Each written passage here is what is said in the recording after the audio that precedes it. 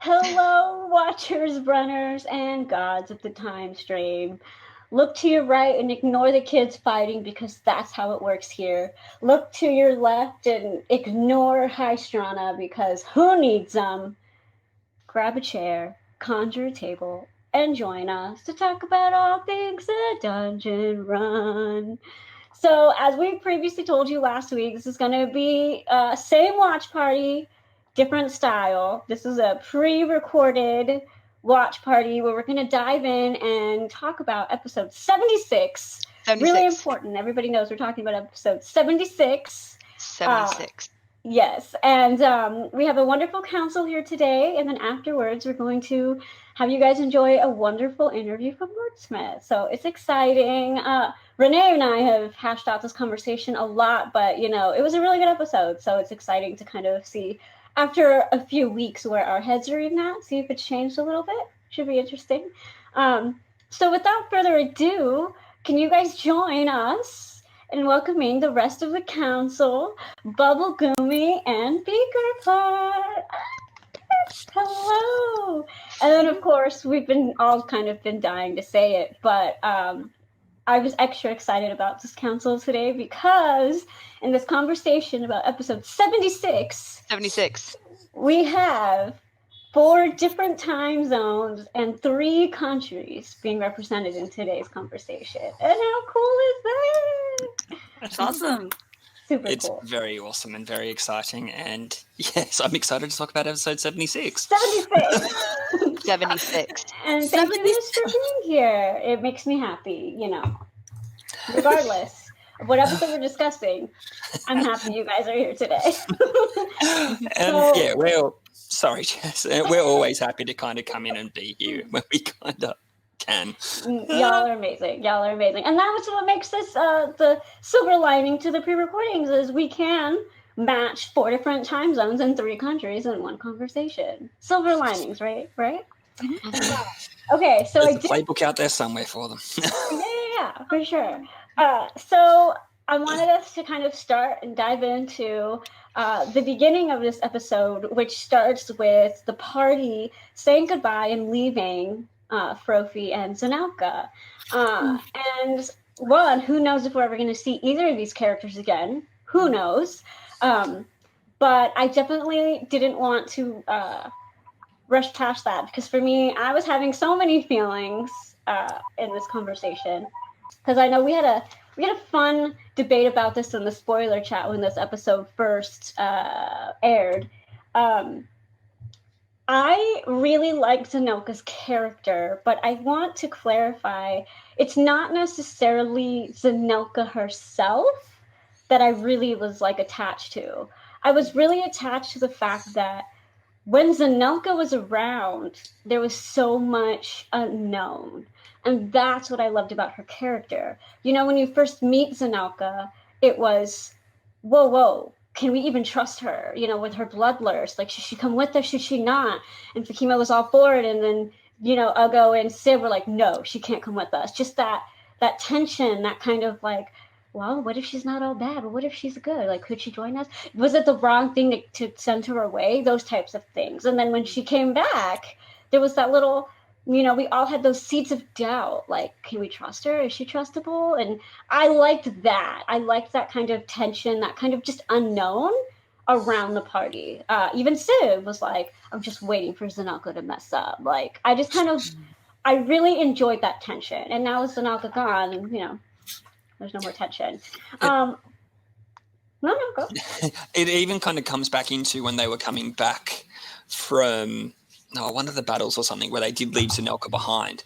And you've got that whole Jeff starts to build it up, and you're going, hang on, are we going to get that moment that Civ was thinking that, is it going to be, especially with the build up with the blood on the moor and the different bits and pieces with Frophy, and it's that kind of, you've got that tension that is coming through and building through, and then it's just Frophy comes through the door. I've made some dinner, and I can't do Italian. I'm sorry, but I've made some dinner, and we're learning chess, and you get that really, really nice, wonderful moment. I've got a feeling we're kind of pulling things from 75 here, but it's still that really, really beautiful kind of moment and fleshing out of what that relationship was starting to kind of go through and go into, and the potentials that it kind of had. And you kind of get that break of tension, and it's something that the show does really well. It builds tension, then it breaks it. It builds tension, and it breaks it. So that's quite. But you're 100% spot on. I'm glad you brought that up as an example, because that's exactly what I'm talking about. Should they elect her? Should they not? Like, there always is that question when Zanelka's around, and I enjoyed that fact that I remember Renee and I were like, oh, Jeff, like, just that's what makes Zanelka fun for me, and that's why I was so sad to have it kind of just. And I will say that's what I was getting to is I respect Fahima's decision. I'm glad, for those who weren't Zanelka fans, that she's gone. Fantastic. To me, their relationship was take it or leave it. That was what I really loved about Zanelka. But I'm sorry, guys. I feel like there was a episode 75.5, and I missed it, because it makes story-wise, organic-wise, it makes no sense to go from, listen, guys, we're all going to trust Zanelka, we're all on board, we're meeting Leonid and Allspach, everything's going to go, to just all of a sudden, you're just another chapter in my book. Let's all convince her to, stay back. Forget Leonid, he's not important. It was like, whoa, whoa, whoa. I swear, if I wasn't watching both of those episodes live, I would have been like, what did I miss an episode? Because there's, Fahima and Zanelka had some type of, argument, or Fahima had talked to Civ about some revelation. Something happened or should have happened that I just missed. I don't know how you guys feel about it, but those are my thoughts on that. Yeah, it did feel a little abrupt. Abrupt as in, it did feel like maybe I had missed out on some kind of cue that between Zanelka and the team. Maybe it's something that we just had a thought process that didn't get thought up. But I was maybe semi-surprised that there was all this kind of buildup of you should really say goodbye to Zanelka and leave her with Frophy. But it did. Maybe I didn't keep up with it. But I did have a hard time pinpointing when that decision was made and why it would be valid in the situation, in the story. But it's just me. Well, we missed 75.5. That's what really happened. Go away. Take it away. No, I felt the same way. But first, I was like, okay, but we went from let's escape together. We're out, cuddle puddle, scratching the ear, picking meat off her face. Everything is great. You're not a monster enough for me. What is happening? What is going on here? I mean, I like that she stayed, because I do like that this cute little old man that's so adorable, and I just want to hug him. And he's blind, and he's by himself, and it pulls out my little heart. But now he has protection, and I love that. I love that she's this guard over him, and I absolutely love that now he's got a pack, so to speak. So I really, really love that. I really love that. So I for all of that, I love that. But I also was really confused when that happened. But again, there's Fahima coming into her own, and this is her first quote, real romance. And she's like, oh, maybe there are other monsters in the forest, And so she's like, we're going somewhere else. So, let me go find another one or something. So maybe that's what she's trying to find. I don't know. For sure. And I'm glad you said it that way, because don't misunderstand. I agree with you. I was 100% also fine with the ending. Was it the one they set up? Was it the train they were originally going on? No. But I also was fine with them leaving her behind. And I agree with you. No one, I don't want Frophy to be by him. He's just such a right. Yeah. But it was just more so I was just show me how we got here. I love it. I love where we ended up. Just remember the 0.5. Tahina is like 16, 17, somewhere around she's there. 18. For sure. 18. But it's still that teenage kind of setup where it's, I love you, now I hate you. But it's, I think even as a maybe- teenager, and I know that's going a little bit too far and that little bit too extreme, but there are times where it's like, yeah, and then wake up something like, what did I actually see in this person? Why? So you've kind of got that little bit as well of young love where you For get sure. those kind of things as well. So, For sure. And all she knows is what, like, romance books that she's been, quote, reading. And so, I mean, what experience and real love does she have, you know? I mean, true. And I think, again, even as that teenager, you know, Dave agreed. That's why I was like, we just missed a conversation or a revelation, because even teenagers, they wake up and have a thought that brings them to, yeah, no, not this person. It could happen in a day, but there's still something that occurs for them to not be just like, it's this person for life, man. And I would argue, yes, I agree. She may have that teenager tendency, but the stuff they went through together it's not high school stuff. Like, they had intense bonding. You know, Fatima literally refused to kill for her. They were sneaking around, you know, literally being the only two for each other. You know, I mean, those are big things. Just for her to just be like, you're just a chapter in my book. I was just like, I just want to know how we got there. That's it. I am going to go right now and quote something really, really, really, really strange. And it is something that came up in the movie Speed. And it is literally the characters going things like, relationships built on experiencing an intense situation usually are kind of like doomed to fail. And that is what that quote kind of is. And it literally, watching this stuff happening, and that quote bounced around in my head a little bit and just going, yeah. And it was just, a bit strange when it kind of came up. But I kind of went, I'll put that to the side for later. I guess I wish Fatima the best of luck. But then, you know, again, for me, I was like, you know, I missed something. So when the second we get to Osplotch and she's like, hey, and I was like, you just confused me more. I don't know what's going on here. But I feel that is see you with them pierced ears. Yeah, like, but that, Dave, is where I agree with you. I think, you know, the whole like, oh, you have some earrings, maybe I can too. That is her, you know, the world is open now, you know, I can express my teenage love. I think that's what that is for sure. I just personally want to know how we got there. That's all. But what did you guys think? Because I went first. I kind of want you guys to take the floor.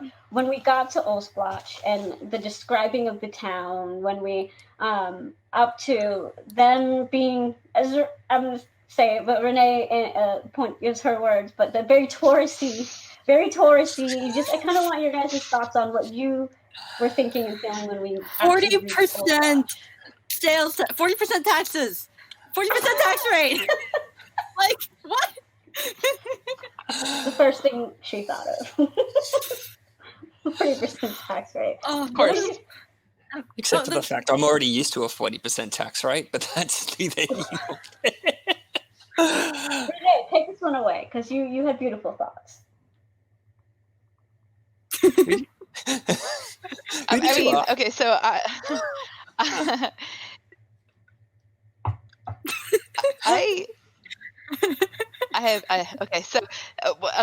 in my head it was very, very funny, right? So they're in this not so great part of town, and you know, I see it's like I'm pointing out everything, you know, whatever, and it's all like broken down and gross, and the way Jeff is describing it is like, it smells really bad, and you know, whatever, and they're just walking around, and I picture them, you know, like they probably don't look, you know, they've been adventuring and stuff, but they just left a nice place, so they probably look, you know, somewhat decent, and so they're probably cleaner than most. And Sib's like, and over there we have this, and over here we have that, and obviously they could be spotted a mile away. Like, you know, it'd be like me going to like New York or Tokyo or something, you know, you could probably spot me a mile away. I'd be like you know, with the camera, and I'd be like wearing some Hawaiian shirt or something, you know, like, everybody would know I'm the tourist. That's how I picture them, is the big tourist sign over their head, and they would be the target.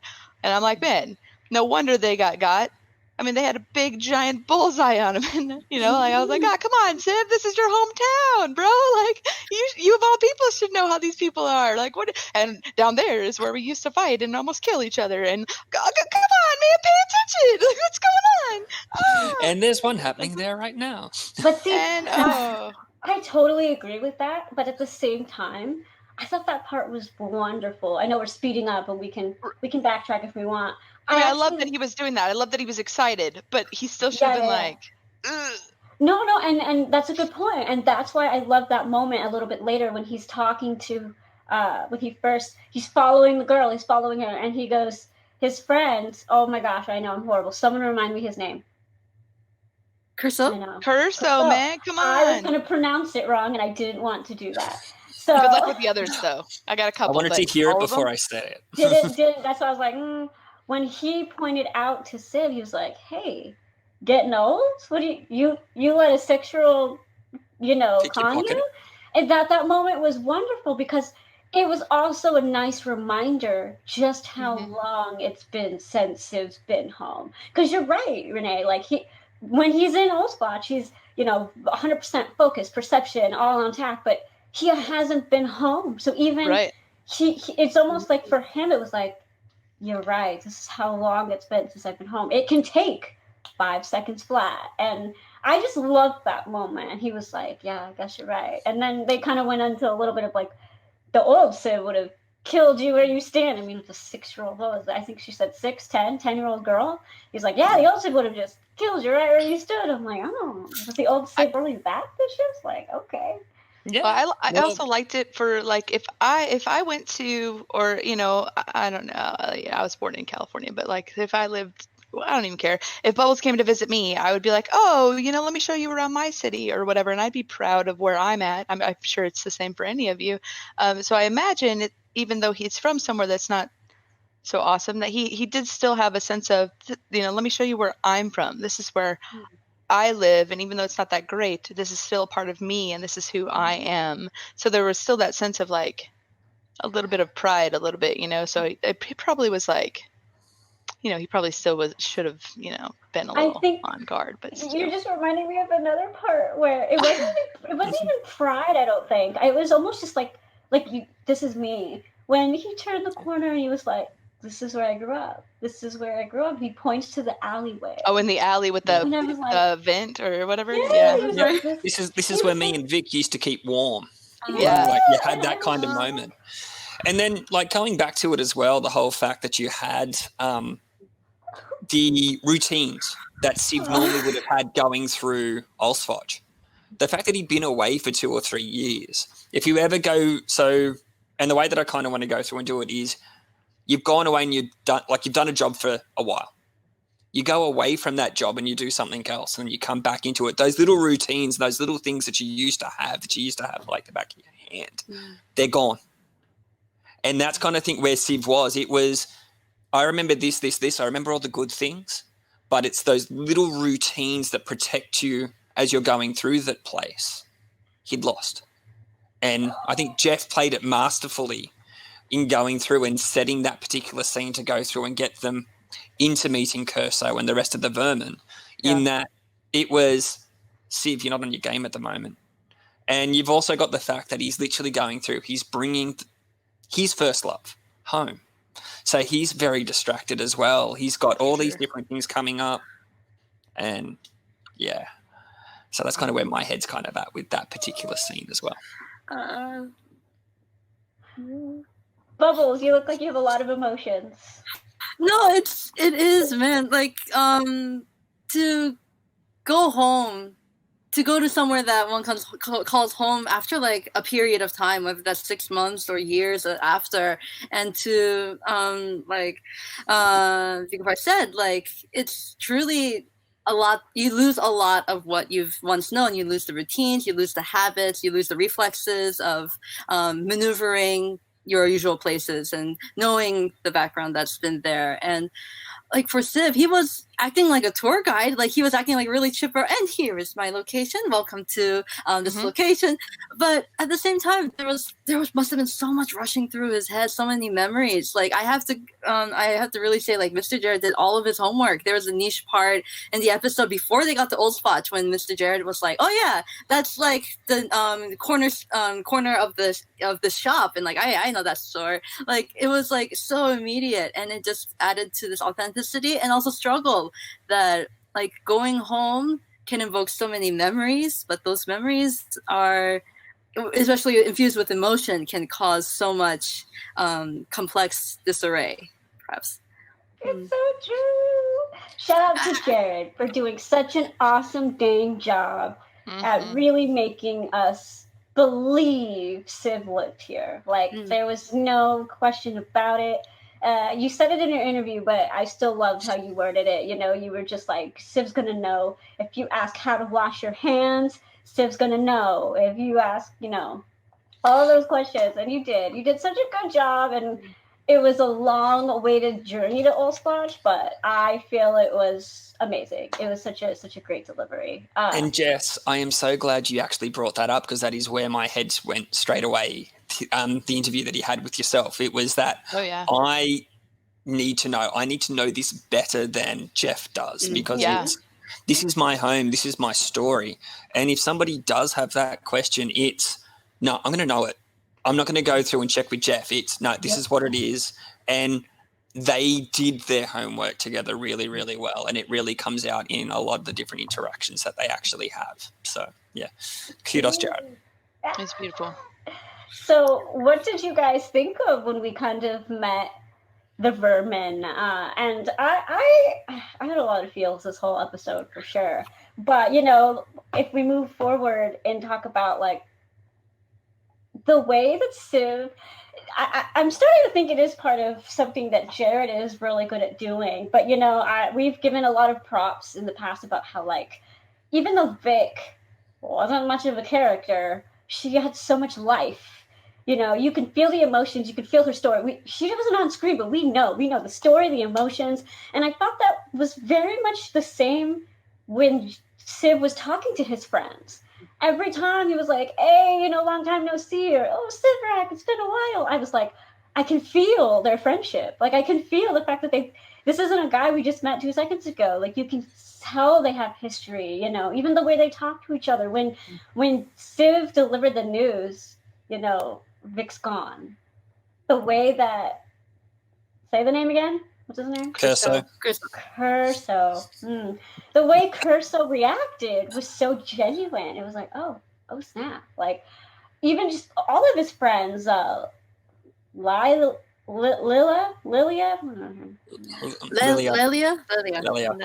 Corky, Chesh. Corky, yeah. Even all of those characters, you could tell that they were a group, and they each had their own separate relationship with Civ, and it was wonderful. So, like, even just between them having their heart to heart, and even when Civ was like, they're not from here. They just won't get it. At the time, I didn't think about it, but I was like, dang, Civ, like, I don't know why you're being so forward. But then now, when, you know, it was almost like a foreshadow to that really awkward fight / tension in the bar. Just not on the same page at all.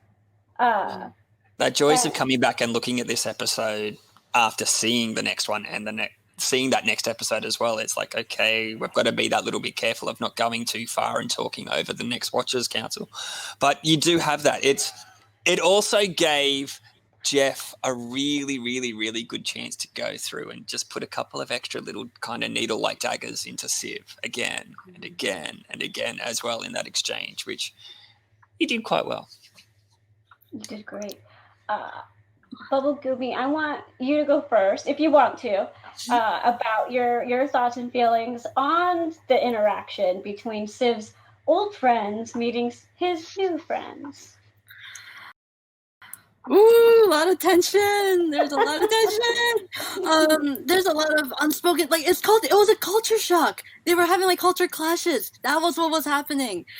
Civ was the mediator, the forced mediator to intervene between his old friends and his new friends coming from all over Ein, having all kinds of perspectives and not familiar with the cultures and the customs of Ospach. And for his old friends, they're probably more or less only really familiar with Ospach, and like there was culture shock, there was culture clash, and I think that's why it felt so awkward. Is because maybe like no one knew why nothing was clashing. Like they've all ended someone before. They've all had heartbreak. They've all done shady things, right, on both sides, old and new. But there was something that was unsaid between the two groups in terms of expectations and morals. Like for Curso, his main quote was, Civ said, some things do not change. And then Curso says some things cannot change. And already that set the bar of like, yeah, in Ospach, if it's bad, it just gets worse. If it's good, it's probably going to go away. Whereas our heroes of Bingo, of the team, have come from all over Ein, and through the adventures of the dungeon run, we've seen them do good, and it get better, and we've seen them like mess up, but it wasn't the end of the world. And so I think that's where like these worlds collided, and it just made for an interesting study in cultures and how they interact with one another. I really like this kind of stuff, so it was really nice to see that interaction. Yeah. I really do too. But I have a lot to say, so does anyone else want to jump in first? Oh, feel free. Go for it. Also, just as she takes a drink, it's like, hey, go for it. I wanted somebody to get in this and get a quick drink. No, I totally agree with you. It was definitely... This is the reason why this whole scene was wonderful, was because... And these are the best types of arguments or scenes in general, is when I truly don't think there's no right or wrong. It's exactly that. It's difference of opinions, difference of cultures, difference of beliefs, and there's no wrong. There's no one that's wrong or right. You know, there's no like, well, this is who should have said that. No, it was just exactly how you worded it, and they were coming together, and in a way, neither of them were trying to understand each other, which I guess ultimately could have been the problem. But to the old friends, it was pretty much like, who are these entitled people coming to our town? And Curso even said it. He was like, you're in my bar, you know, like you're in my town. Like, who are you to feel like you can just walk on in here? And then I agree with him. I think that as travelers, as adventurers, I have wonderful main group of adventurers. They were kind of, in my opinion, they were totally kind of disregarding. It didn't matter how much Civ built them up on, this is how it works in Ospach, this is what to expect. They kind of just disregarded all of that. I mean, I love James, but when James was all like, oh yeah, no, he doesn't lie to me. He doesn't lie to me. He doesn't, you know, I mean, I was like thinking like, you're kind of shoving it in their faces a little bit. And for what? Like, they're the ones who go through this suffering every day. Like, almost, who are you to come to his bar and tell him how it works and tell him how to be good friends? It was just, for me, it was just like, oof. I felt as guests, they should have been a little bit more backseat, more so because it wasn't their hometown. This was Civ's hometown. Why are you doing the talking? Why isn't Civ leading this conversation? You know, it was kind of just like, oh man, it's just not your guys' time. Just sit back, drink your beer. So I felt the tension, but I definitely was coming from like kind of the Ospach, the gang. I was just kind of like, oh my gosh, why would he say that to them? And like, you know, all he was doing, he was drunk. Not to say that he was doing anything right either, but he was just, who are you guys? Just show up and just tell me how to be a good friend and how to do this and how life works. It was just, it was a very tense but wonderful scene. You look like you're about to say something, Renee, so if you want to jump in. I will, but I will wait because you said something first, so I will wait. All right, so I'm kind of going through and saying, like, and as you said, when James jumped in and said he hasn't lied to me, I'm right through the thing, I'm like going, no, you just don't know when he's lied to you. That's so true too, right? So that's kind of the first thing that went through my head. And then the other part as well is you've got Uggo that's literally there. It's so you got James and Uggo, they're the blood brothers kind of thing. But at the start, it was Civ and Uggo. So Uggo going through and feeling like that whole, hang on, you're roasting my friend. You're roasting my friend. And Uggo's not used to that kind of thing happening where you've got that kind of, they're not meaning anything by it, especially right at the start, right, where it's going through and roasting him. But it's that whole, yeah, so you've got that, and I'll going, hang on, you're dissing my friend here. If in Thorn, if you diss somebody, we'll just come back and we'll hit you. Whereas here, it's that whole kind of, everything is so bad that you go through and you roast because it's that whole... The culture. Yeah, the culture and the fact that it kind of goes through and pointing out those faults and pointing out those different things to go through and make you feel that little bit better at the same time, which is a bit strange and weird, but you can see people and groups that actually go through and do it. So, all right. So, here's what I'm thinking. Are you ready? I have a lot of emotions. So, yes, I agree. The drunk bit, and they're all right here. Mine are here. Yours are better placed. Yes. I do agree. It is Civ's hometown. Civ should have been leading that completely. I do agree. However, this was a good time for those that saw them getting drunk to perhaps maybe divert, when he started saying and kind of jabbing, especially knowing Uggo has that temper and Uggo has that tendency to lose it. And he says, how many times does he have to open his mouth before I shut it? And he verbally says things like that. And we know, like he's actually saying, like if somebody doesn't do something, I'm going to punch him, like he's going to do that. Somebody could have diverted or whatever. Then, we could have said, well, now's a good time for a song, or let's do this tomorrow, or we're drunk, let's eat meat pies, or I don't know, something. Anybody want to dance? I don't know, anything. Mm-hmm. So that would have been a good time to shut it down, as it were. Then, and kind of take that cue to kind of negate all those bad juju energies. And another thought I was thinking was, maybe go punch him, not just if somebody's talking mess about my friend, say Jess, how long am I going to sit there and take it? Probably not long. Mm-hmm. I don't care what town I'm in. Yeah. I'll listen for a little while, but after a while, I've had enough, and I'll punch you. It's just the way it is. But also in Old Swatch, if you're in the Lower Strana, do you want to be seen as a weakling? Probably not. Are you going to let somebody walk all over you? Probably not. That's not somebody that I'd want to deal with. Is somebody that would just let you trample all over them. So I'd want to look at least a little bit stronger than them, and at least try to look a little bit tough, like a tough kid, even if I'm not. And fine, bah. Now I look a little bit tougher, maybe. And maybe. And it's also that whole thing of, what, you get one of us, we're all going to come back and get you. And at least I don't look like a weakling, though. At least people would know that I'm not the weakest. I'm going to apologize to my cousins right now when I go through and bring this up. So I am sorry, girls, but I've got a set of triplet cousins, and I'm going to bring up a moment from their preschool. Uh-oh. And it is literally, one of them was playing with a toy, and another kid's come up and taken it off them. They've started crying. The two sisters go through and see it and go, what's happened? Bang. Okay. So the three of them together go through, get the toy back, and they go sit down and play with it again. It's like, we're not going to go through it. Yeah. So, yeah. Sorry, girls.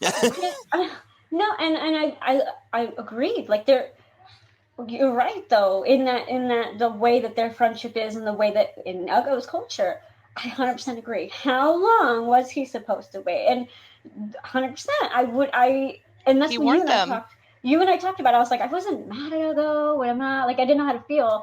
But you were so on it when you were, that was kind of my point. You worded it in a different way, but 100%, like, James was right there next to Ugo feeding the fire. Like the group didn't have the mentality of, whoa, peace. They didn't care. They were just like, all right, if they want to brawl, let's brawl. I mean, even, and I agree with you, the people who were just sitting on the side are just as guilty. But the fact that Lily was just sitting there like, cool. But then at the end they were like, oh no. And I'm like, you saw it coming, dude. He's done this the whole time. And that's kind of what I mean in terms of they didn't want to stop it. Because I think if any of them, James or Lily or, well, obviously Ugo wasn't going to, but Fahuli, yes. If they were like, oh no, we want peace, they would have stepped in. But they were just like, all right. I mean, I feel subconsciously maybe they were like, yeah, Ugo. I don't know. But standing by, they're just, especially because Ugo did warn them. I'm getting mad. He did his normal sign, his normal cues. He vocalized it. And again, from the old Splash culture, they're not going to, like Dave said, they're not going to be like, oh no, you said you're going to punch me? Okay, I'll sit back. No. Nah. And no Splash. Yeah, you want to punch me, boy? Like that you. Let's see ya. I dare you. Exactly. So it was the main character's job. It was the Heroes of Winkle's job too. Hey guys, our family needs to calm down. We're the guests. Ugo's getting upset. We all need to help out. And I'm on board with you on that because Fahima and Lily were just as guilty, just sitting there like, cool. Do I think it was the right decision? No. Right. Do we make the right decisions when we're drunk? No. But did he pick up on our cues when we're drunk? No. So I'm going to go through and say straight up. No, but just for the record, I don't think it was the right decision. But did he announce what he was going to do? Yes. Yes, he did. He was very clear. This is what I'm going to do, and nobody stopped him. And then everybody's surprised when it happens. And that's generally what happens when a bar fight breaks out. You can see the signs, but you're generally not in that mental capacity to go through and react to it as well. I get it. But I'm with Renee, though. A little touch on the arm. A little, hey, you got this. A little, even that might have come in. There was none of that. They were just like, yeah. I mean, and again, James, he's just as guilty. He was egging it on. He was like, I loved this. James, I love you. I do. But he refused to stop talking. How many Force of Evil, mutes did James get? And he was still just like, I'm going to give him a 3. I'm gonna hold up my hand. I'm going to give him a 5. James was like, I can't not feel this fire right now. Like, he, come hell or high water, amulet or no amulet, he was going to help Ugo fuel that fire. He was egging Ugo on too. They were both like, let's make this fire nice and bright. Like, they were all just as guilty. And that's why I was just like, man, everybody here is just, where's the peace? Where's the peace? I was just going to say, I think, for me, now that I think over it, maybe just the overall intentions weren't clear on both sides. Old friends wanted to meet with Civ to catch up and to talk about Vic. New friends wanted to come and simply because they had no context about meeting Crystal. They just said, we're going to go to the Miss and the Squirrel and we're going to meet with my old friends. And that was it from, at least, I think, from what I can recall. So when the two groups met, I think the reason why nothing really got accomplished in terms of the overall conversation is because they had different motives for talking to each other, and none of them really saw I can't think of the word in English. Expense, the meaning, the purpose, value, the value of meeting each other, and it's unfortunate that conversation went the way it did, but I think that's just it was just teeth telling. Well, agree, because you really didn't have, the only common denominator was Civ, and Civ is the only one that knew about the old friends and the new, but nobody really knew about the main reason being the middle cheesemonger guy till they didn't even get there yet. They would have got a little bit. That was the ending, right? They got a smidge. It was mentioned, but nobody knew that piece at all until it was barely brought up. But on the one side, you're right. They were just brought there. The new friends, tourist and friends. then heroes of Bingle, I guess, were brought there just to do what? To be there to meet them, I guess. And then the old friends were gonna. Oh, I guess maybe they were meeting up so that they could the items. I guess tell them about the so you items. got it was. I'd say the two main purpose of meeting were actually the whole use the vermin to get the items. Yeah, and to let the vermin know, hey, Vic's dead. Because they didn't know about the cheesemonger until, like, even Civ didn't know about it until that it was barely brought up. Yeah. And I also want to mention, as Jared knows how to do so dang well, he stick with Civ's like character, and he's talked about this outside in his interviews and on Discord, but he's made it very clear, and we've seen it throughout the show. When there is tension, when there is fights, Civ just shuts down. Yeah, he literally said nothing when Curso the whole time was like, "And how many of you?" And I was getting upset, and the other guy, he literally just sat back. To either party, he was just like, and he sat there, and he was just like he really does shut down at any type of like conflict or argument. I'm just gonna let them play it out. And it is that thing of, I know the right thing to do. Civ doesn't know the right thing to do, and I've got to play Civ.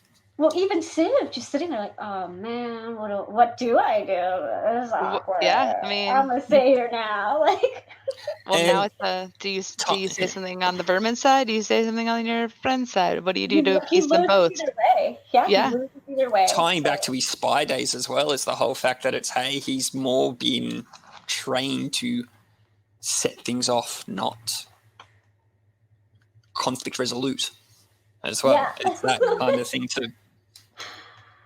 Well, I'm doing this a little backwards, but I do want to give my overall thoughts and my rating of the episode. But before I do that, I want to ask, final thoughts, final says. Go for it. Okay. No, I wanted to talk about the dream, though. Yes. We still haven't done that, so we have to go backwards anyway. That's fine. Totally. I was just saying I forgot to rate. But I don't want to go first. No, I have a tiny thing, and then we can totally go do on it. with... You do it. Tiny thing. A headcanon. So a little like imaginary thing that isn't explicitly said in the show, but just in my head, is that when Frofi and Lily were both cooking back in the vineyard area, my headcanon is that Frofi, it's like a musical number. So Frofi sings like the melody, and then Lily sings the harmony, and they harmonize together, and then it's like Beauty and the Beast extravaganza, but it's like they're like beautifully harmoning like a baritone and a high soprano voice or something, and it's like really pretty. That's it. Okay, but now you have to talk about the dream because you said all that, so go. Me? Yeah, you. Yeah. Okay. Fine. So apologies. Sorry. No, you're so cute. no, not cute. I apologize. Sorry. Okay, you're not. You are cute. awesome. Do you want me to You're all awesome. You're all awesome. Dream. Where did we start with the dream? It was. I know. Yeah, because that was wild. Yeah. I know. Oh, okay. I'll give something more concrete. So for Failwaffle to recognize that James had cast a dream spell. Like, I think Mr. Conroy Tighe realized that Fahima was doing the sentence, Whispers of Sense. So Mr. Fesh also seems like he has definite knowledge of all of these arcane things.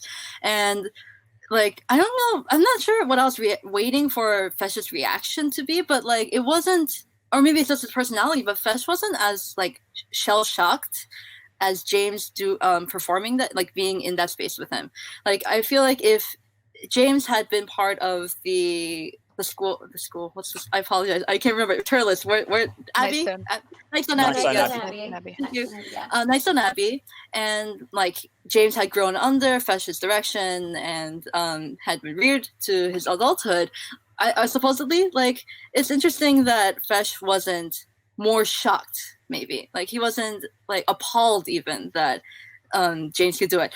So I don't know if that means like James wasn't able to do something like the dream spell because he wasn't strong enough or he hadn't learned enough, or he expected James to do that and he was just trying to like playing it cool. But I just thought that their initial Fesh's initial reaction to seeing James in the dream could have been in a different kind of reaction, and it wasn't the reaction I was expecting. Try not to go into pineapple time for sure here. What a compact moment / dream, right? I totally got the sense, and I didn't before that, but it was very evident to me when the dream was happening that James at this point is just so desperate for I don't know if it's answers or closure, help, maybe a mixture of all three, but I feel he didn't necessarily say all of that to get answers, like, or not, that's not what I mean. He didn't say all that, like, I really just want Fesh to know because I trust it. Like, it didn't seem to me that that's where he was coming from. It really felt like, help me, I'm desperate, I need something. I mean, it's scaring James at this point that he can't sleep. It's scaring him that he knows that the Great Old Ones are somehow involved, and he has no idea to what extent. I mean, they've just got done meeting and seeing how dangerous the Ashen Mage is. I mean, he feels the climax going, and I feel for him, he was just like, help me, just help me. And it was someone, he trusts and someone that he knows. Like, it wasn't like some stranger that he's telling this to. Like, this is his, for all intents and purposes, dad. And he's just like, help me. And Morgan did such a good job at showing that. I got fearful, desperately, needing something. I the emotions were all there, and it was wonderful. I felt the same. Go ahead. We're both jumped in at the same time. We do that quite a lot. Yeah, I think some of it is he's had enough of hanging on to secrets. Pure and simple. It's like, no, I've held onto this secret so long with my companions, and they know. But this is the person that, as you said, it's my dad, or it's the person that I've looked up to and I respect the most, and I've just had a damn enough of having this secret burning away at me, and I want to get this part off my chest. So that's why he's gone through and said, look, I took the abyss. I've caused the monitorium of magic, and I think I used the wrong word there, but it's close. You're fine. But going through with those parts, and then there is a heck of a lot going on. This is exactly what I know. This is what I need you to find out as well. So there was like massive info dumps and bits and pieces as well. And I don't want to go through and forget everything, but you've got those desperations in there as well that you were bringing up too. But, yeah. I think James, and you might be right, I know James has been wanting to unburden himself, but I feel if he found it would be the right thing or benefit him in the party, I don't think James has a problem with secrets inherently. I didn't get the whole, I just really don't want to tell secrets anymore. That's not the vibe I got, but you might be right. Not so much that he doesn't want to tell secrets anymore. He didn't want these particular secrets between him and his dad. Ah, okay. You mean to him, he didn't want to have that wall. Exactly. It's that whole, no, I need this person to know that I caused this to happen. I need this person that this is what I've done, so that he's got that frame of reference when he's going through that, hoy, these are the different things that are going on, and that you need to, this is the information you need to have when you're making those decisions about me, that, yeah, I'm a warlock. I've got somebody that's in my head at the moment that's going to be influencing me further down the track as well. So, yeah. So here in episode 76, when I was first watching this show, I wrote down every single thing James decided to dump in the dream, right? And I picked up what Bubbles put down about Fesh knowing immediately that it was the dream, and I also thought the same thing. So I was on that page as well. I found that interesting that he just like, oh, the dream spell, that's kind of, huh. And I thought that was odd. I thought it was an odd reaction too. I thought that was an interesting reaction. But then also I felt, Jess and I have talked about this as well, about the dream. And at first I was like, oh, he's going to him for help. That's cool. That's a lot to say. But then I thought about conversations I've had with Jess, and sometimes I just start talking, and then all of a sudden I find myself talking about, I don't know, everything. And then at the end of the day, there it is. It's all just out there. And so then I thought, there he is talking to someone who is his dad. And I think you're right, Jess. I think this is just he's at his end and he needs his dad. He needs his dad to know. He needs him to know that he needs help. He's on day what? I don't know, however many of no sleep at all. He can do these things that are scaring him, everybody knows that he's killed somebody. He's the reason for this moratorium, which has affected so many people, just all these things. And he just, and obviously watching this thing play out with Fahima and her dad and all of that, I think he literally just started talking with things that he needs help on. And then it just kind of all came out. And look, I just need your help. What do I do? Tell me, what do I do? Anything. What do I do? And I think that's just where he came from. It just came out. And he did a great job at that. He did so good. It was so good. I mean, It was a lot at once, but I think once it started, he just couldn't stop it. And I think that it was amazing. It was really good. And then, guys, on top of that, I know we can't really say too much because we don't know too much, but the fact that the queen is still alive. Yeah. Oh yeah. Dragonborn Queen is still alive? What? And how, again, can't talk too much about it. Not like we have much that's all we know, but just what a significant bomb. I don't think any of us realizes how significant that is just yet, right? It's a huge bomb. Yeah. I mean, that's huge. Mm-hmm. So huge. It'll be so fun to see how that plays out in the story. That's interesting to see how the heroes of Bink will react to it after the fight on the what was the name of that ship that Whitebeard's Itch as well, because there's some different things that will come up out of that as well because of how that's just that huge. interplay happens. So huge. And just the different things it could mean. I recommend everybody dance on over to the No Cast secret room because that room, man, there's just so many thoughts and theories that could go in there, and theories can be fun to discuss sometimes, so lots of that. Renee, final thoughts? The demonic creatures are getting grosser, by the way. Ew. Also, bears are domesticated, and that's cool. Come on, who doesn't want to ride a bear? I really want to see the rest of Oldspotch. I just really do. I really like this city for what we've seen. It's very interesting, the dynamics between things. So I want to see it all work out. We will. I know.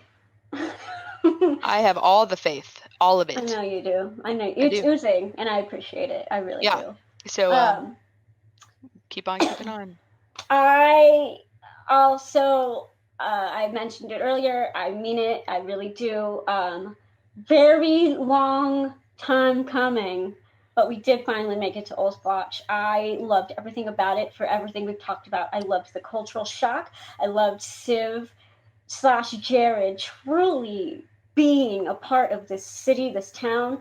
I always tell you guys the one of the big things that goes into my enjoyment of the episodes is can I be there with, outbreaking character without we're watching D&D. No. I'm in the show, I'm in Oldspotch, I'm in the scene, and from the start when they met that hilarious guard through the city where he's chasing the little girl to the descriptions of you remember this trap, you remember this. I mean, everything about this episode was just amazing. I really, really loved it from start to finish. The tension between them, like I said, the reunification of the friends, and it just felt so right and real, and it was for something that we've been dying for so long.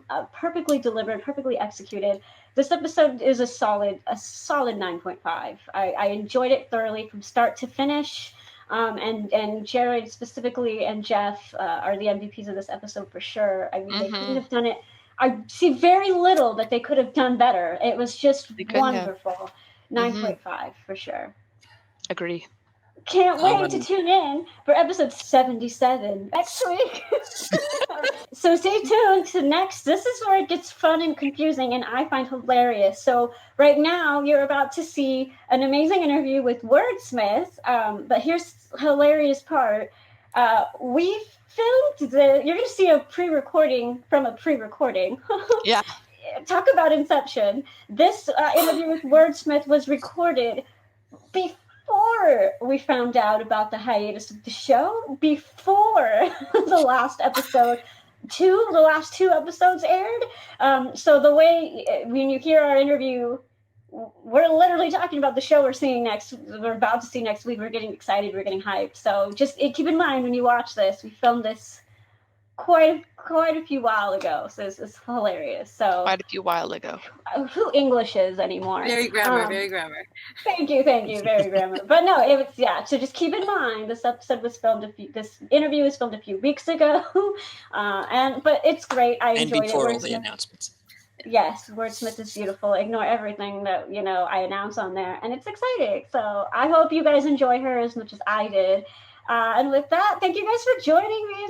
Yay! You guys are great. Thank you for having us. And also, WordsSmith, you run an awesome Alice is Missing game. Shout out to WordsSmith. Fabulous hair. Yay! I think that was. See, we got into it. Humankind be both. Yes, humankind be both. I think do it. We said that at the end of. I don't even care. I want to do it with Bubblegumi. Okay, just in case, everybody. And on that note, humankind be both. Hi! Welcome in the watch party. It's so exciting to have you. How are you today? Thank you. I'm doing great. I'm doing great. I just came back from a D&D game, so I'm usually pretty pumped after a D&D game, so yeah. Well, you look great. You sound great. So let's dive into it, because I plan on asking you all about D&D, but I want to ask you first, because you're I don't know if you're relatively new or you were just catching up, or like how long have you been in the Dungeon Run community? So I remember watching the first episode around the time when it first came out. So I didn't watch it live, but I watched the YouTube video, the very first episode. And it just came on like a commercial of it came on. And I think I saw the commercial of where it's meet the cast and you hear all of the different players like talk, James Morgan and all of them kind of talk about their character, their characters in the game and stuff. And I was like, yeah, this is something I can get into. First episode, I just loved it. I mean, Jeff is amazing. I love the way he narrates. The characters are so different, but the way that they come together is so beautiful, and just kept watching. I don't usually watch it live. And it took me some time before I joined the Discord. And then when I joined the Discord, I don't know that I was like super active. I'm trying to get more active now. See, because I remember your name. I do remember your name. So what changed? What would you want to be super active now? Out of curiosity, just COVID or getting into it or? COVID. That's a fair answer. What better time? Because you've been an absolute joy to have around since you've been active. So I am very glad you decided to. So then, as you've been binge watching and everybody's been watching a lot of your beautiful commentary on the episodes, tell me, now I get to see you to actually chat. Tell me what you've been thinking about the story so far. Like, what are you most surprised by? Because you are caught up for sure right now, right? Yep, I'm caught up for sure. Yeah. Oh man, it's been emotional. It's been so emotional. The whole episode with the nameless few, just kind of it was I felt like every moment I was like so scared someone was gonna die. And it just like had me in pins and needles, and I loved it. I love going through my emotions. So Good. so that was really wonderful. And they had that question when that scene where he asked Lily, like, and I've seen you do the clip before, like it just it just like hits me like every time. It's just amazing because I'm just wondering, like, what is Lily thinking? Like, what is going through her head? Like, it was intense. It was intense. And I thought that she was not going to save the boy. Really? I was like, do it, you know, like go for it. And then she went and saved the boy, and I was like, oh man. Yeah. But she hesitated the second time around. Right. Read into that whatever you want, but she did hesitate the second time. Yeah. And I gotta say, I was very surprised that James was also Save the Boy, because he was so focused on gotta keep the timeline, you know? And so it's like, do you really think that this is the timeline? But I guess James thought, I'm going to try to save the boy anyway, you know, because he's a hero and, you know. See, I thought the opposite. I thought James is, just my interpretation, no one else's. I feel like James likes to be in control. And so when it came to saving the boy, that meant, you know, they would go back to their timeline and they had all the information. They had the knowledge. They could stop the Ashen Mage. It was more of his control, whereas if they didn't save the boy, then they would be different people. They would have different lives. And James likes his abilities. He likes his power. Let's just say, I think he likes to have I think so too. A sense of control there. Yeah, I think that's one of his motives to choosing to save the boy. For you though, then, who is your favorite character? Uggo. And why? What makes Uggo your favorite character? Oh my goodness, Uggo has always been my favorite. Honestly, he's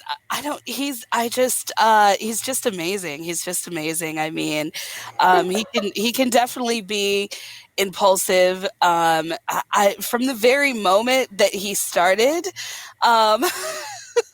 yeah. So you like that? The very moment that he started, I don't like his voice. Is just it's so interesting, and I like the way that he the way he interacts with all of the group, and is just very loyal, very protective, just like so supportive. I mean, I haven't counted how many times each of the people have said, each of the players have said, I love you to each other. But I feel like Uggo has said, I love you more than anyone, but I don't know. I could be wrong about that. I feel it's a safe guess, at least. I feel like now he's got a level. I don't know if he's got one level of paladin or two. But I love that. I love that route that he's going, and I love his faith in the Candle Queen. All of that has just like kind of like moved my enjoyment of him from like an 8 to a 10. Really? That's great. So yeah, Uggo is my absolute favorite. Yeah, he's just got a huge heart, you know? Aww, that's so cute. Yeah. Well, then you should be super excited, because I'm pretty sure we're heading towards Uggo's backstory even more soon. Yes. Heading to Thorn. I'm so excited about it. I'm so thrilled about it. Yeah, I can't wait to see more of Uggo's background and history and see like what happens with him. I think that is one of the top 3 curiosities I've had, is more information on Human Mama. That is one of my, I want to know what that whole deal is about. Yeah, and I'm really curious about if we will see his brother. Oh, we will. And if we do, okay, or maybe when we do, what's gonna happen? what's gonna happen with that? Is he gonna?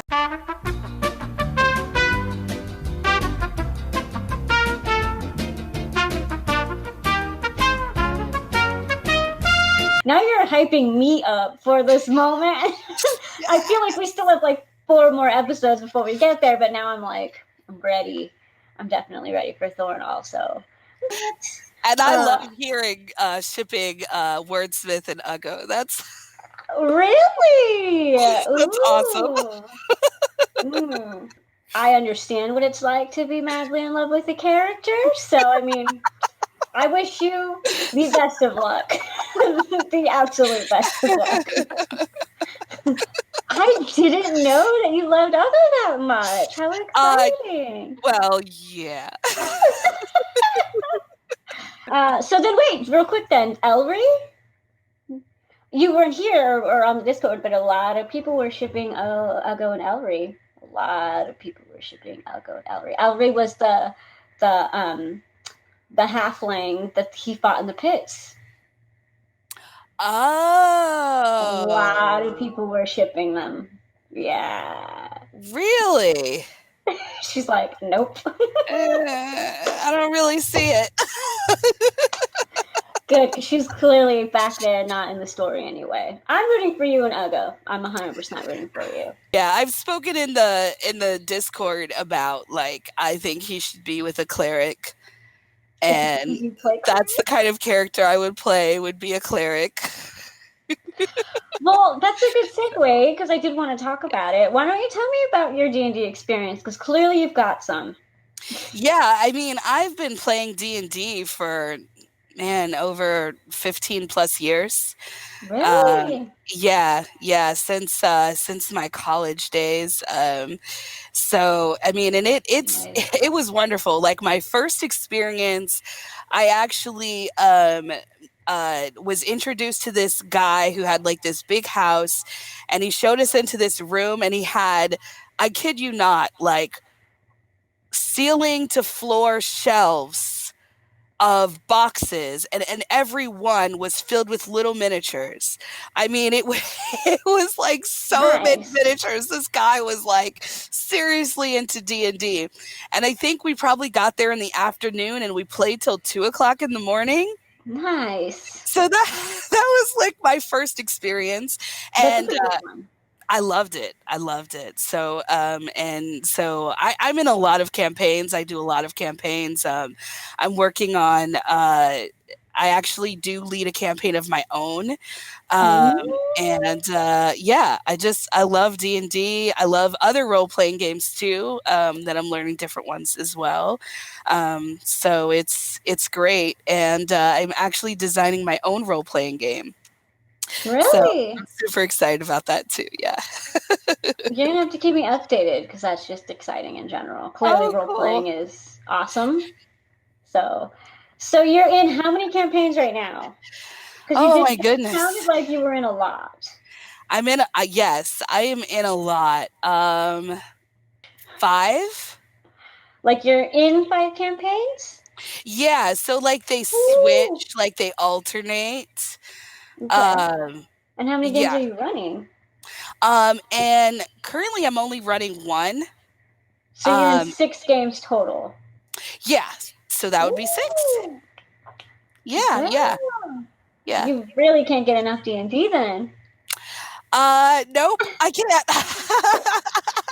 And I have to tell you, I think I heard Jared once in an interview talk about how he was missing D&D, and I guess they were playing it outside of the show.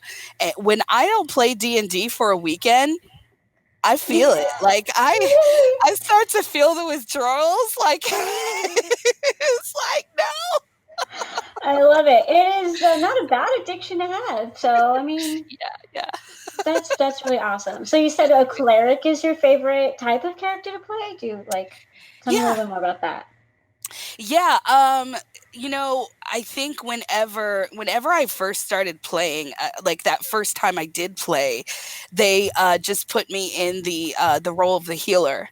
And I would say the cleric is typically like the main healer. There are some clerics that, you know, can more fight than heal, but there's always healing in it. Right. And for me, I'm just a natural caretaker.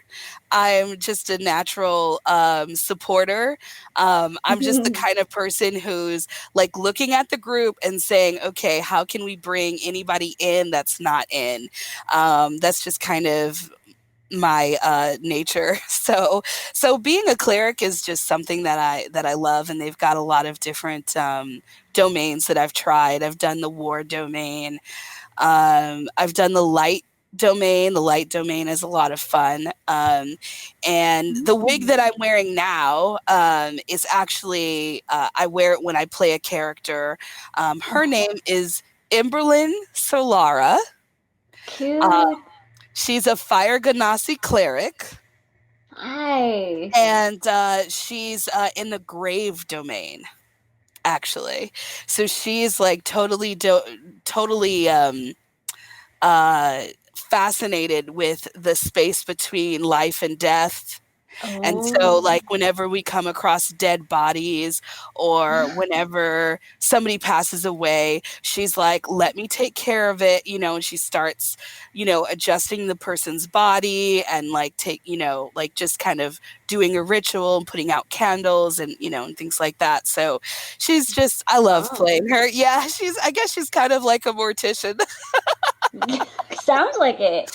Yeah. That's really cool, though. Is she your favorite character that you've played, it sounds like? I love all my characters. All the characters that I play, like, they all have a part of me in them, and I adore them. So yeah, I can't really say I have a favorite. Okay. So do you like to play characters that are more like you or more like, you know, different and abstract from you? I have tried to play against my personality. You're like, It did not work. Like, I mean, whenever I've played a rogue, I've just done an awful job. I'm a horrible liar. I can't do it. And I mean, I can sneak around a little bit, and that can be fun sometimes. But I'm just not a very good rogue. I'm not a very good criminal. I was gonna say you sound almost like Goody Two Shoes. Right? Yeah, I'm a little Goody Two Shoes. See, I'm learning so much about you. It's exciting. Oh, cool. That's cool. Anything else? I know you wanted to say a few things, but is there anything else? This is your spotlight. This is your time to shine. This is for you to let the community get to know you a little better. Is there anything that you wanted to share or anything that you wanted to tell everybody? Right. So I actually have a podcast. Okay. Yeah, it's called The Emotional Looking Glass. And so you can find that on a lot of places that have podcasts, the iTunes and I think I'm on Spotify. I think I'm on other places. You'll definitely learn a lot more about me. Me and my husband, we're on there. I'm a therapist in real life. Okay. So on the podcast, I talk about the importance of health.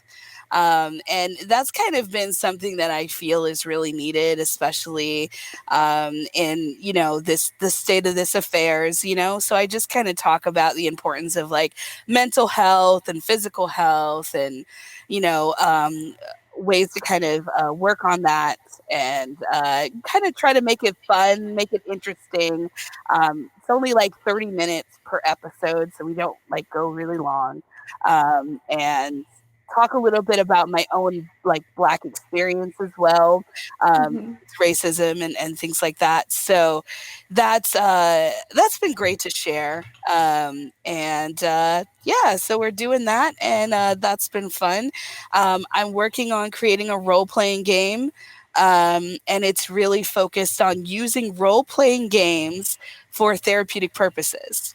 Oh, I love that so much. Yes. And that's one of the things I love about role-playing games as well, because I really do feel like they would be a great place for therapy. And I think that it can really help bring people together. And help them to take a look at their lives in different ways. You know, especially those who are kind of resistant against therapy, but they're open to a game. And so they just kind of learn and play at the same time, which I think is wonderful. And so that's pretty much what I'm doing. I'm still in the beginning stages of putting the game together and everything. But once I get closer, or I have more together, I'll definitely share it with you and the Discord community, and see if they're interested in that sort of thing. I'm sure they will be. I'm sure they will be. You have found a good community for role-playing purposes in general. Yes. The community's been amazing. It's been amazing. Yeah. We're all right. We're all right. So I was thinking we could end the show like we always end the watch party and the show together. So let's do it. I'm so excited. Thank you so much for spending the time and talking to me. This has been fun, and we're going to be chatting, you and I, for sure. Awesome. I just want to thank whoever's watching. Thank you so much for listening. I really appreciate it. We all do. Thank you guys for even giving Annie this a thing, and she's beautiful, so I'm glad you guys are here. Oh, thank you. You're beautiful too. Thanks. I try sometimes. But with that being said, guys, join the show tomorrow. I think it's back, and see you guys next week. For us, it's exciting. With that, guys, humankind. Be both.